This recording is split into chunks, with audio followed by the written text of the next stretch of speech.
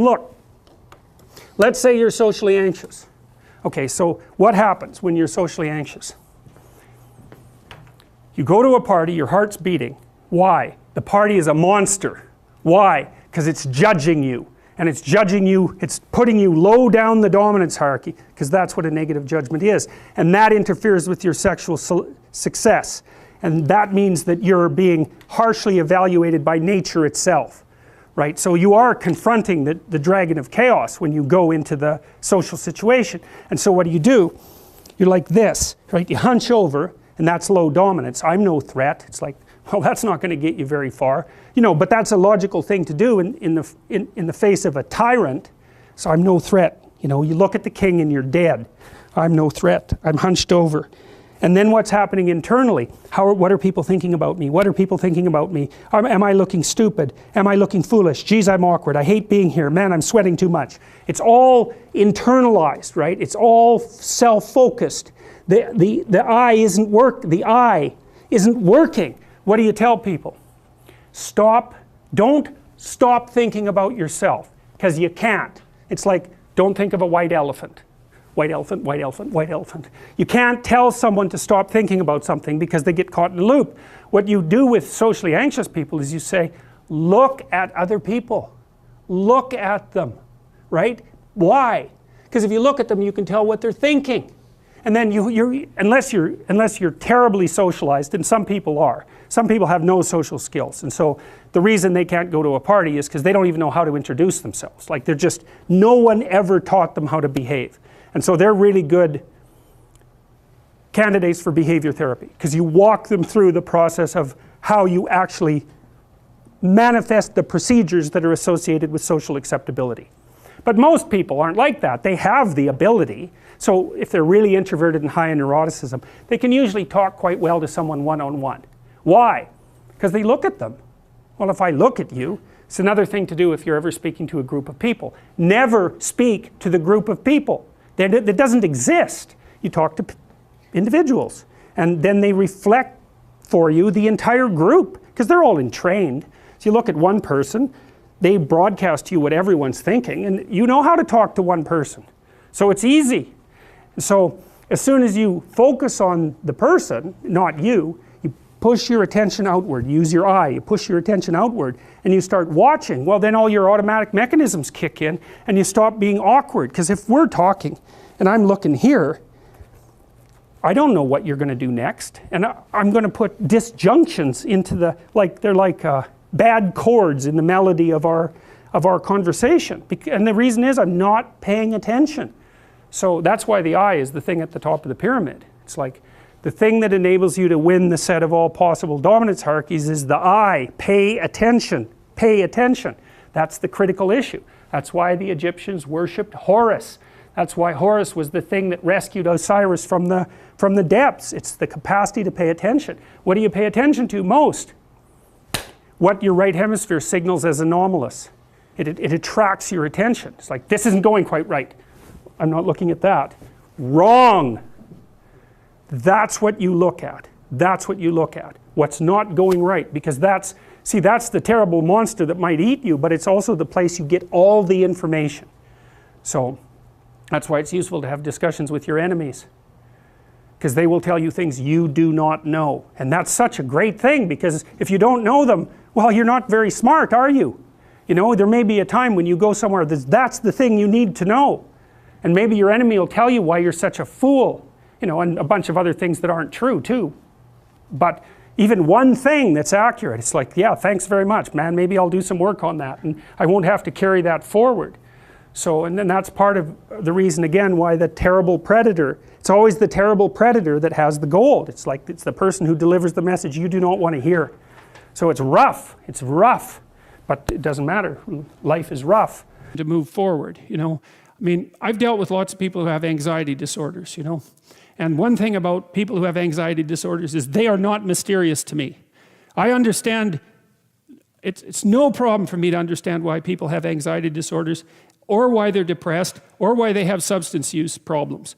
The mystery to me is always why people don't have all of those things at once, because everybody has a reason to be anxious. In fact, we have the ultimate reason to be anxious because we know that we're vulnerable and we know that we're going to die. And how you can not be anxious under those circumstances is a great mystery. It's a massive mystery.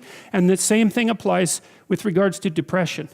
And then the same thing applies to some degree with regards to drug and alcohol abuse. As I said last week, there's plenty of reasons to drown your consciousness in alcohol, that's for sure. We could refer to the aforementioned anxiety and depression, not least. And so, and the sorts of drugs that people are prone to take are chemicals that take the affective edge off the tragedy of life. So back to the issue of fear. I mean, Abraham is self-conscious, that's what this commentary says, but the thing is he moves forward despite that. He's self-conscious and he knows the danger, but he moves forward despite that. And that's actually the appropriate response in the face of actual non-naive understanding of what constitutes life. Like if you're naive and you move forward, it's like, well, what the hell do you know? You know, there's no courage in naivety because you don't know what there is to stop you. You don't know what dangers you might apprehend, but to be aware of what it is that your problem is. So to be alert existentially, let's say, or to be fully self-conscious means that you're perfectly aware of your limitations and how you might be hurt. And then to make the decision to move forward into the unknown and the land of the stranger. Anyways, I would say that's one of the secrets to a good life. And I can say that really without fear of contradiction, I would say, because the clinical literature on this is very, very, very clear. What you do with people who are afraid, and to some degree depressed, but certainly anxious, is you lay out what they're anxious about, first of all, in detail. What is it that you're afraid of? What might happen? And then you decompose it into small problems, hypothetically manageable problems, and then you have the person expose themselves to the thing that they're afraid of, and what happens isn't that they get less afraid. That isn't what the clinical literature indicates exactly. What happens instead is they get braver. And that's not the same thing, right? Because if you get less afraid, it's like, well, the world isn't as dangerous as I thought it was, you know, silly me. If you get braver, that's not what happens. What happens is, yeah, the damn world's just as dangerous as I thought, or maybe it's even more dangerous than I thought, but it turns out that there's something in me that responds to taking that on as a voluntary challenge and grows and thrives as a consequence. And there's no doubt about this. Even the psychophysiological findings are quite clear. If you impose a stressor on two groups of people, and on one group the stressor is imposed involuntarily, and on the other group the stressor is picked up voluntarily, the people who pick up the stressor voluntarily use a whole different psychophysiological system to deal with it. They use the system that's associated with approach and challenge, and not the system that's associated with defensive aggression and withdrawal.